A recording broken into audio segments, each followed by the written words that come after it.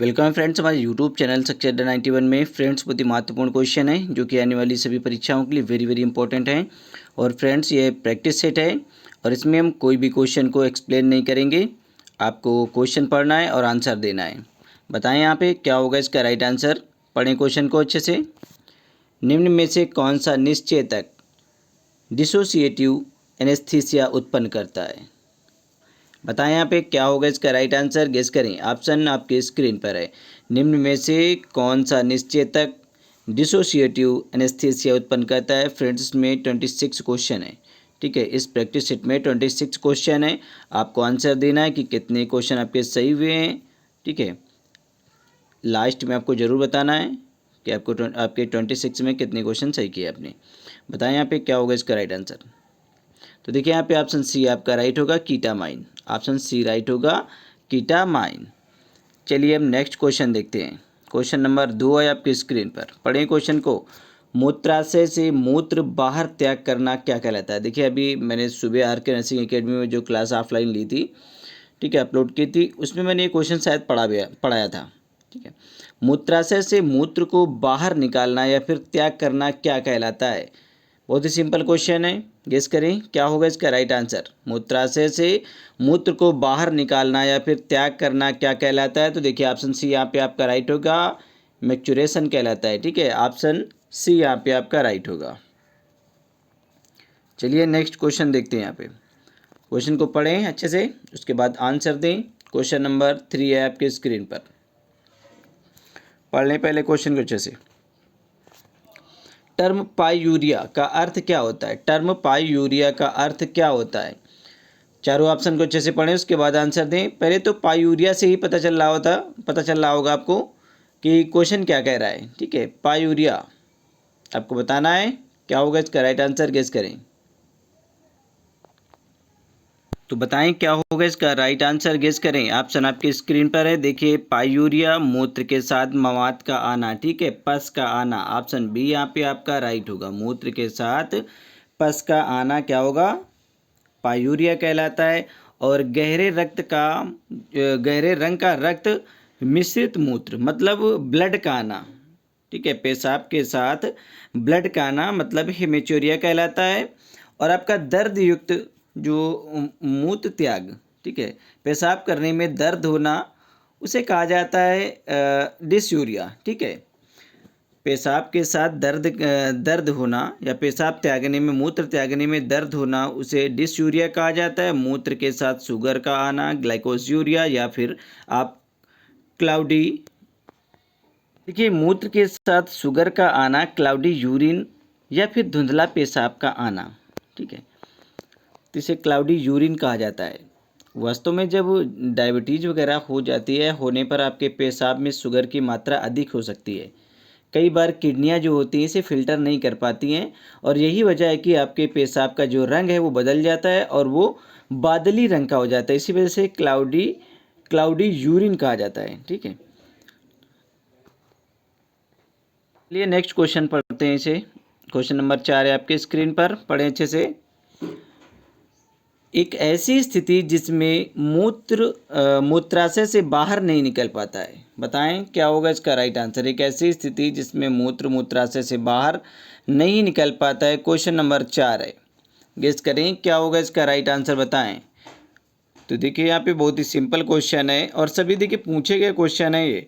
तो retention of urine, option B यहाँ पे आपका राइट होगा, रिटेंशन ऑफ यूरिन। एक ऐसी स्थिति जिसमें मूत्राशय से बाहर नहीं निकल पाता है, तो इसे कहा जाता है रिटेंशन ऑफ यूरिन कहा जाता है।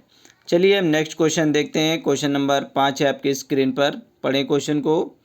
एक ऐसी स्थिति जिसमें मरीज का हेड वाला सिरा, एक ऐसी स्थिति जिसमें मरीज का जो हेड वाला सिरा है पैरों वाले सिरे की तुलना में नीचे रहता है, उसे क्या कहा जाता है। कौन सी पोजीशन होती है, बताएं कौन सी पोजीशन होती है जिसमें हेड वाला सिरा पैरों वाले सिरे की तुलना में नीचे रहता है।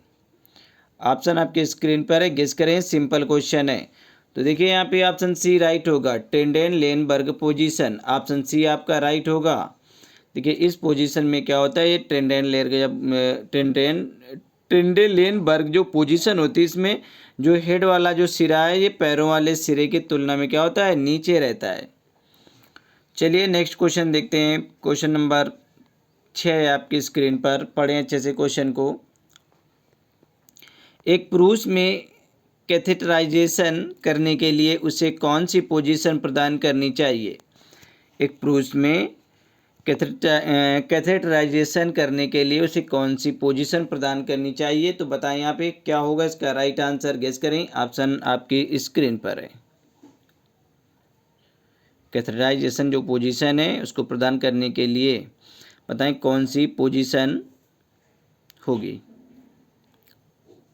एक पुरुष की बात की जा रही है कि एक पुरुष में कैथेटराइजेशन करने के लिए कौन सी पोजीशन प्रदान करनी चाहिए। तो देखिए ऑप्शन डी यहाँ पे राइट होगा, सुपाइन पोजीशन। ऑप्शन डी यहाँ पे आपका राइट होगा। नेक्स्ट क्वेश्चन देखते हैं। क्वेश्चन नंबर 7 है आपके स्क्रीन पर, पढ़ें क्वेश्चन को। क्वेश्चन नंबर 7 को, मलाशय में प्रवेश कराया जाने वाला औषधि, मलाशय में प्रवेश कराया जाने वाली औषधि युक्त कोनाकार पदार्थ जो शरीर के तापमान पर पिघल जाता है उसे क्या कहा जाता है? ऑप्शन बताएं क्या होगा इसका राइट आंसर। सिंपल क्वेश्चन है, 7 नंबर क्वेश्चन बताएं। मलाशय में प्रवेश कराए जाने वाले या वाली औषधि युक्त जो कोनाकार पदार्थ को शरीर के तापमान पर पिघल जाता है उसे क्या कहा जाता है? तो देखिए उसे सपोजिटरी कहा जाता है। ऑप्शन बी यहाँ पे आपका राइट होगा।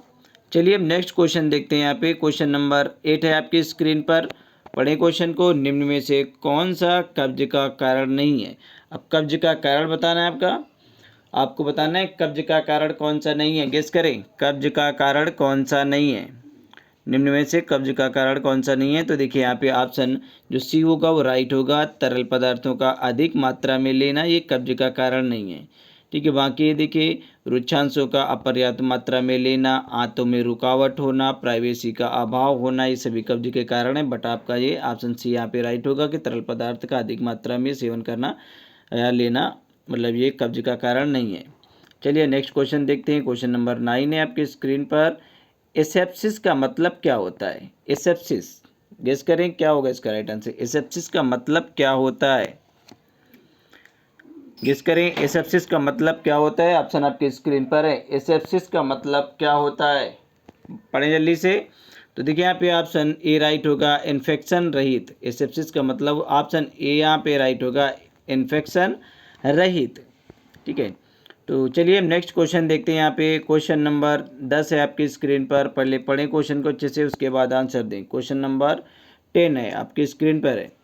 क्वेश्चन को पहले पढ़ लें। एक ऐसी पोजीशन जिसमें मरीज को पीठ के बल लिटा दिया जाता है। एक ऐसी पोजीशन है जिसमें मरीज को पीठ के बल लिटा दिया जाता है। दोनों टांगें हिप तथा घुटने पर 90 अंश तथा 90 अंश के कोण पर मुड़ी रहती हैं।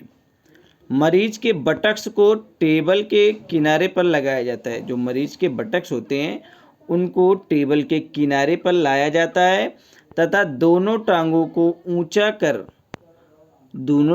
ऊंचा कर रकाबों में डाल दिया जाता है। क्या कहलाता है? अब आपको बताना है क्या होगा इसमें राइट आंसर, गेस करें। क्वेश्चन अच्छा है, बताएं क्या होगा इसका राइट आंसर। अच्छे से पहले पढ़ लें उसके बाद आंसर दें। तो देखिए ऑप्शन बी यहाँ पे आपका राइट होगा, लिथोटोमी पोजीशन। इस पोजीशन को लिथोटोमी पोजीशन कहा जाएगा। पहले अच्छे से क्वेश्चन को समझ लें उसके बाद ही आंसर दिया करें। चलिए हम नेक्स्ट क्वेश्चन देखते हैं। क्वेश्चन नंबर 11 आपकी स्क्रीन पर है, पढ़ें क्वेश्चन को। नी चेस्ट पोजीशन के बारे में कौन सा कथन असत्य है? आपको बताना है कि जो नी चेस्ट पोजीशन है इसके बारे में कौन सा कथन असत्य है, ठीक है। बाकी तो सभी सत्य हैं, एक ही जो ऑप्शन है वही असत्य है, तो आपको बताना है। देखिए सत्य है आपका, ऑप्शन ए तो सत्य है। इसे जेनोपेक्टोरियल पोजीशन भी कहते हैं। नी चेस्ट पोजीशन इसे जेनोपेक्टोरियल पोजीशन कहते हैं। ऑप्शन बी, इसमें मरीज घुटनों एवं छाती के बल लेटा होता है, ये भी राइट है आपका। ऑप्शन ए और बी राइट हो गया, ठीक है। इस स्थिति का जो प्रयोग है वो मलाशय परीक्षण में किया जाता है, ये भी आपका राइट है। लेकिन यहाँ पे कहा जा रहा है कि असत्य कथन, तो असत्य कथन ऑप्शन सी यहाँ पे आपका राइट होगा, यही असत्य है आपका। इसमें जांघें तथा टांगें जो होती हैं वो 0 अंश के कोण पर बिल्कुल सीधी रहती हैं, ठीक है, ये आपका ऑप्शन क्या है, ऑप्शन सी यहाँ पे गलत है। चलिए हम अगला क्वेश्चन देखते हैं। क्वेश्चन नंबर 12 है आपकी स्क्रीन पर। क्वेश्चन नंबर 11 है, पढ़ें से अच्छे से। एनीमा जो कि आंतरिक परजीवियों को नष्ट करने के लिए दिया जाता है क्या कहलाता है? क्वेश्चन नंबर 12 है, पढ़ें, क्या होगा इसका राइट आंसर, गेस करें। एनीमा जो कि आंतरिक परजीवियों को नष्ट करने के लिए दिया जाता है क्या कहलाता है? बताएं क्या होगा इसका राइट आंसर, गेस करें।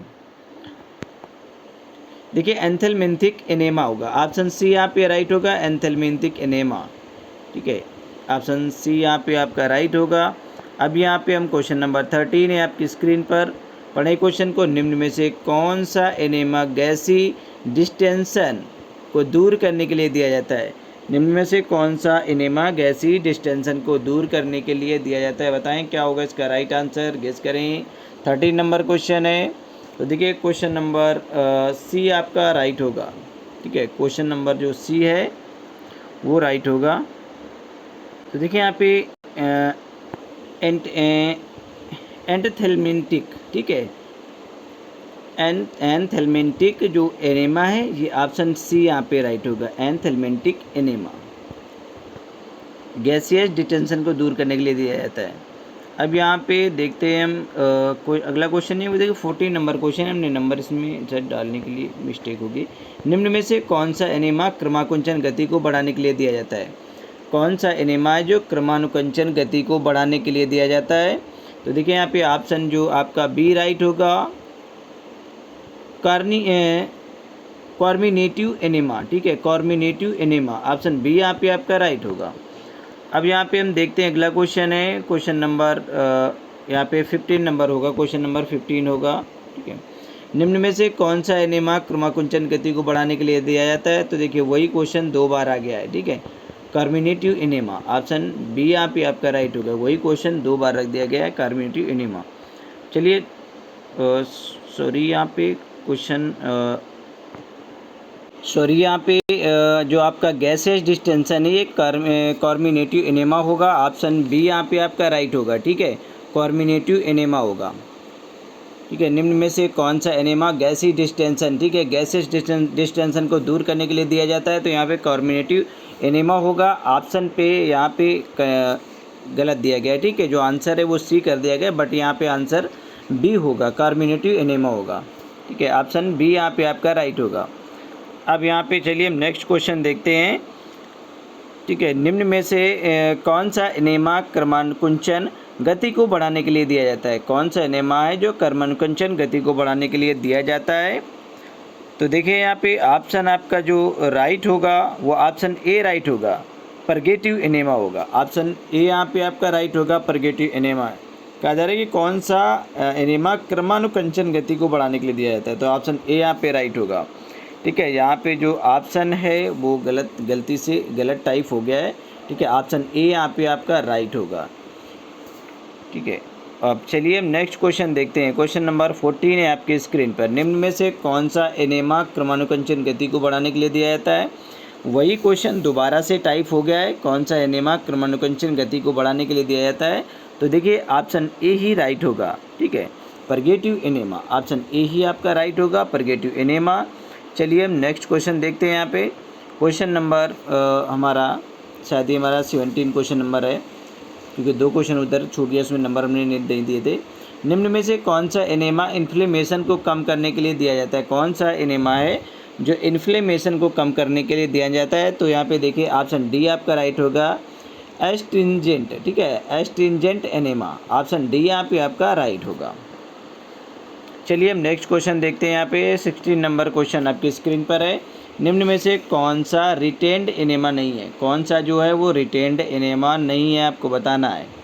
16 नंबर क्वेश्चन है, उसको बताना है कि कौन सा एनेमा जो रिटेंड एनेमा नहीं है। तो तैली एनेमा जो ऑयली एनेमा होता है वो रिटेंड एनेमा नहीं होता है। ठीक है, ऑप्शन बी यहाँ पे आपका राइट है।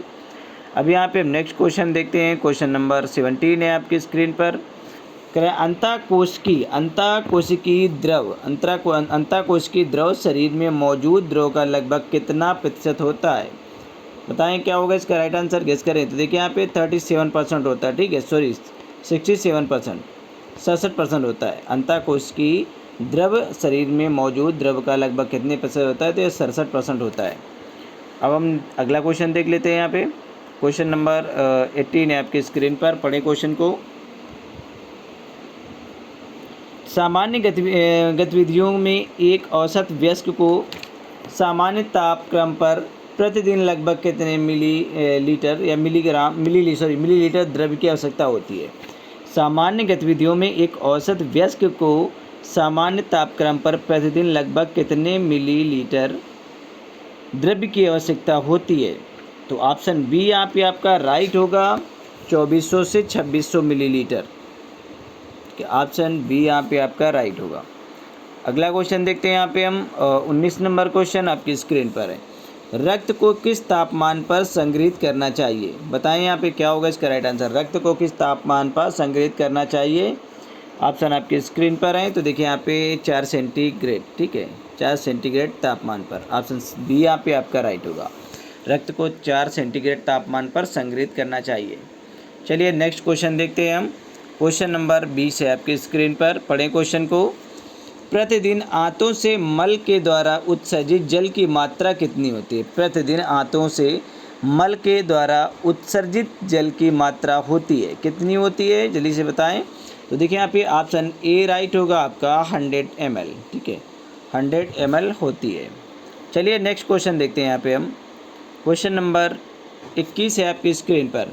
साइनोसिस उत्पन्न होने का क्या कारण है? साइनोसिस क्यों उत्पन्न होता है? बताएं यहाँ पे क्या होगा इसका राइट आंसर, गेस करें। ऑप्शन आपके स्क्रीन पर है। साइनोसिस उत्पन्न होने का कारण क्या है?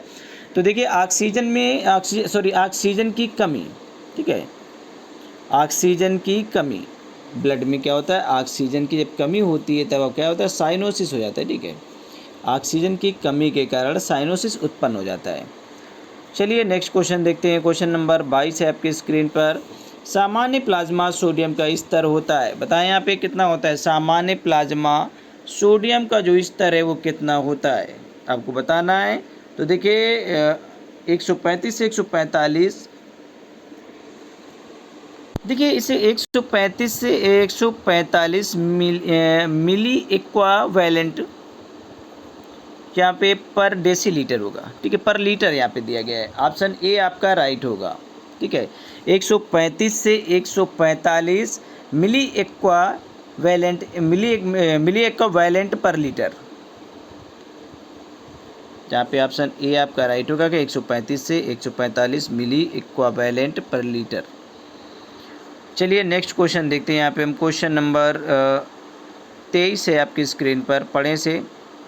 निम्न में से कौन सा हाइपोकेलेमिया का कारण नहीं है? बताएं यहाँ पे क्या होगा इसका राइट आंसर। निम्न में से कौन सा हाइपोकेलेमिया का कारण नहीं है, आपको बताना है। निम्न में से कौन सा है जो हाइपोकेलेमिया का कारण नहीं है? गेस करें क्या होगा इसका राइट आंसर। निम्न में से कौन सा हाइपोकेलेमिया का कारण नहीं है? तो ऑप्शन सी यहाँ पे आपका राइट होगा, एल्डोस्टेरोन का स्रावण कम हो जाना। एल्डोस्टेरोन का जो स्रावण कम हो जाना हाइपोकेलेमिया का कारण नहीं होता है। चलिए नेक्स्ट क्वेश्चन देखते हैं। यहाँ पे क्वेश्चन नंबर 24 है, 24 नंबर क्वेश्चन है आपकी स्क्रीन पर, पढ़ें अच्छे से। एक सामान्य व्यक्ति में 24 घंटे में बनने वाला ग्लोमेरुलर निस्पंदन फिल्ट्रेट लगभग कितना होता है? एक सामान्य व्यक्ति में 24 घंटे में बनने वाला ग्लोमेरुलर निस्पंदन अर्थात फिल्ट्रेट लगभग कितना होता है?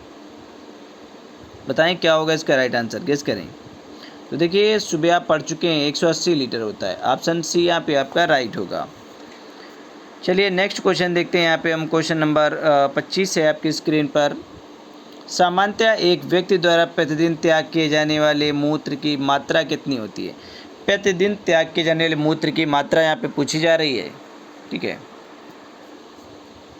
देखिए जब अगर जो आपका ब्लैडर है मूत्राशय, उसकी जो कैपेसिटी होती है वो 1 लीटर की होती है, ठीक है। उसकी कैपेसिटी कितनी होती है? 1 लीटर की होती है।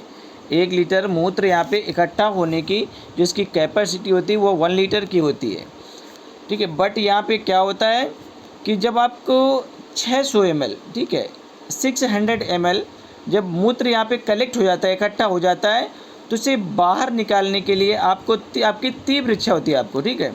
इसे बाहर निकालने की तीव्र इच्छा होती है जब 600 ml मूत्र कलेक्ट हो जाता है, अर्थात इकट्ठा हो जाता है कहाँ पे, ब्लैडर पे। तो इसे बाहर निकालने की जो तीव्र इच्छा होती है, इसे बाहर निकालने की तीव्र इच्छा होती है जब 600 ml जमा हो जाता है। बट इसकी जो कैपेसिटी होती है आपके ब्लैडर की वो 1 लीटर, ठीक है, 1 लीटर की होती है। बट यहाँ पे कहा जा रहा है कि सामान्यतः एक व्यक्ति द्वारा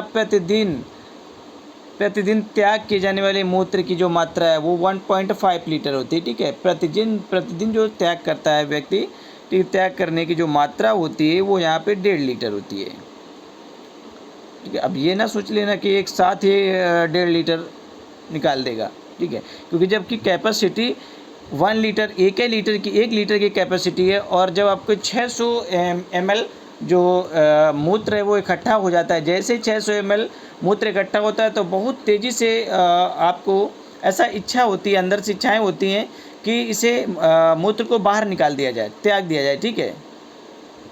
तो यहाँ पे 1 लीटर इकट्ठा ही नहीं हो पाता है, उससे पहले आप इसे बाहर निकाल देते हैं, ठीक है। मूत्र त्यागने की जो इच्छा होती है वो 600 ml पर ही होती है। बहुत तेज़ी से मूत्र मतलब त्यागने की इच्छाएँ होने लगती हैं जब 600 ml तक होता है। तो बट यहाँ पे जो कैपेसिटी होती है उसकी 1 लीटर की होती है। बट यहाँ पे जो बात की गई है, क्वेश्चन जो पूछ रहा है वो कह रहा है, जो क्वेश्चन कह रहा है वो कह रहा है कि प्रतिदिन मूत्र त्याग करने की जो मात्रा है वो 1.5 लीटर होती है, मतलब 1.5 लीटर होती है। चलिए लास्ट क्वेश्चन देख लेते हैं। सामान्य व्यक्ति में मूत्र की मात्रा बनने वाले ग्लोमेरुलर निस्पंदन फिल्ट्रेट की होती है। बताएं यहाँ पे क्या होगा इसका राइट आंसर, गेस करें। ऑप्शन आपकी स्क्रीन पर है, बताएं क्या होगा इसका राइट आंसर, गेस करें। तो देखिए ऑप्शन ए यहाँ पे आपका राइट होगा 0.8%। सामान्य व्यक्ति में मूत्र की मात्रा बढ़ने वाले ग्लोमेरुलर निस्पंदन फिल्ट्रेट की होती है, ठीक है। तो यहाँ पे 0.8% होती है, ठीक है। तो हमारा ये फ्रेंड लास्ट क्वेश्चन था। अगर कहीं पे आपको कोई प्रॉब्लम हो तो आप हमें कमेंट बॉक्स के माध्यम से हमारे व्हाट्सअप नंबर पे आप हमसे पूछ सकते हैं। हमारा व्हाट्सअप नंबर है 8009031680, ठीक है। और हमारे आप व्हाट्सअप नंबर पे हाई लिखेंगे, अपना नाम लिखेंगे, ठीक है, और आप कहाँ से हैं ये भी हमें बताएंगे, कौन सा कोर्स किया है, ठीक है। हम आपको ग्रुप में ऐड कर देंगे। और जैसे हमारी जो लाइव क्लास है पर डे 9:30 PM पर या 9:40 PM पर डेली चलती हैं, बिल्कुल फ्री ऑफ कास्ट चलती हैं, हम उसमें आपको ऐड कर देंगे। जैसे क्लास स्टार्ट होगी आपको लिंक मिल जाएगा और उस लिंक के माध्यम से आप क्लास में ज्वाइन हो सकते हैं। तो मिलते हैं फिर किसी नेक्स्ट वीडियो में, तब तक के लिए बाय बाय, टेक केयर।